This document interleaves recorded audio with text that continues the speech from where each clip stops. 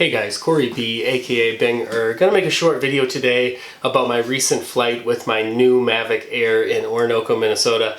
I've had the Mavic Air for about 2 months now, and it's mostly good things I can say about it, but a few negative things. First of all, if you are a subscriber to my channel, thank you. I've had a ton of subscribers lately, probably because I'm posting Mavic Air videos now instead of my Spark videos, so I'm onto a whole new population of people. The Spark is a great entry-level drone. I would recommend it to anybody who wants to get into droning. The Mavics, especially the Mavic Air so far, a little bit trickier to fly in some instances, and last night was one of those times. So thank you for subscribing. I want to put out more videos with commentary like this, but my time has been so consumed flying this Mavic Air lately, I really hadn't had time to do it. So watch this clip and then I'll start commenting at the end.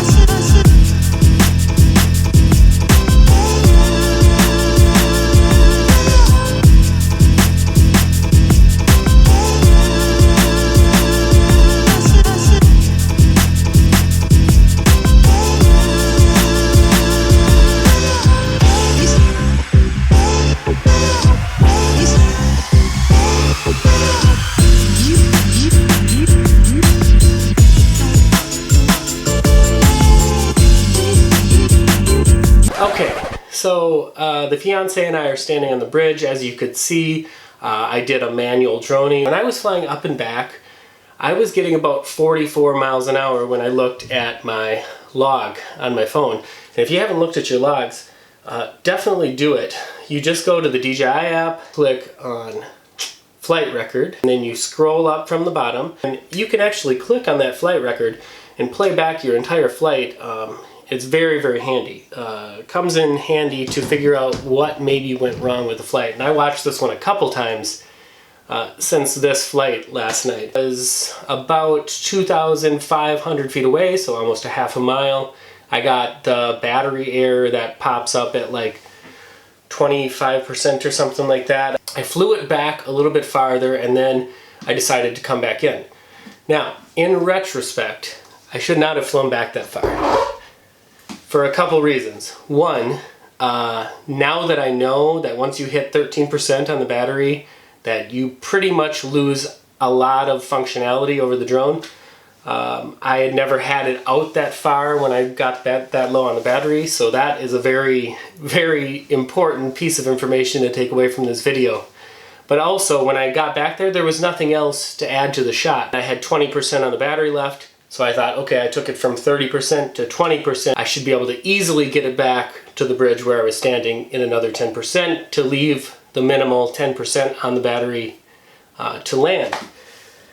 So I'm flying it back and I noticed that I'm not going as fast coming back as when I was going out. I was going out at 44 miles an hour, I was coming back only at about 22. So there must have been more wind than I noticed. Where I was standing, it was pretty much still. There was no breeze. But up at 400 feet, must have been way more breezy. So I'm coming back at 22 miles an hour, and The batteries, it's beeping, beep, beep, beep, that really loud annoying noise. Here, I'll play it right here. And I'm coming back a lot slower, and pretty soon the battery starts dropping very quickly. And I don't know if it's just because there was more urgency in what I needed to do with my drone, or if the battery was actually going faster, but it was going really quickly. And at about 13%, it did the emergency landing. So only enough battery left for emergency landing. At that point, I was pushing forward on the stick, and it was only going 13 miles an hour. And then I realized this will not get back to the bridge.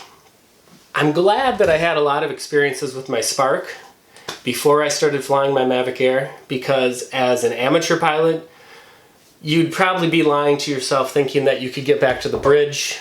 I'm glad that I read the DJI forums, because I had just read a story from last week of somebody bringing their drone back in on a lake, and when they got to the 10%-ish on the battery, the drone just landed right in the lake, wherever it was. So I'm glad that I had the experience for flying the Spark and the knowledge from the forums, and I knew that I wasn't going to be able to bring this back in. So what I did next was I panned down, I looked what was directly below me, and that was a junkyard, and I didn't want to land it in the junkyard. I was looking for a large field of short grass or gravel. I saw a field with longer grass, but I didn't want to land it there because these drones are pretty little, and if you landed it in tall grass that's a foot or 2 feet tall, you might never find it. Drive or a parking spot of gravel that was just off the road. So I flew for that, and I aimed my gimbal directly down. You want to do this because you want to know what's right under you. The other thing I was worried about was once the drone fell below the tree level, I was worried about losing connectivity to it, and once I lost connectivity, I wouldn't be able to maneuver it at all anymore. So luckily I was way up on the bridge. I had a good line of sight. The drone disconnected at about a foot, so I couldn't see how rough the landing was. It was coming down pretty fast, and the last thing we saw was gravel, and then it cut out. So that made me worry a little bit. But I didn't freak out. I just went back to the car and I left my app. I left that up. Now this is important because down in the corner when you're flying, right here you have that little Google map, you know, and you can switch between your video mode and that little Google map. So I hit the Google map and it showed me as a blue dot and it showed my drone as the red arrow. And it showed where the drone landed, but I didn't have a connection to it anymore, but it showed where it was. So I ran back to the car, I told the fiance to wait up on the road, jumped in the car, drove up, picked her up. She was kind of looking at the map and I was driving. We drove down a block, took a right, followed that road around a little bit, and the blue dot, which was us in the car, was moving on the map, so I could tell I was getting closer to it.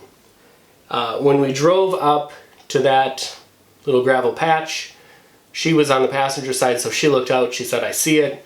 She jumped out and grabbed it. Absolutely no damage to the drone.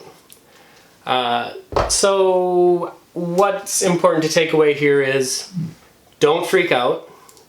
Stay calm, look for a nice landing patch, something you can get to, something accessible. Keep in mind when you start flying a drone, try to get a good elevated view of the land, because you don't know where your drone's going to go sometimes if you start to lose control of it like I did today.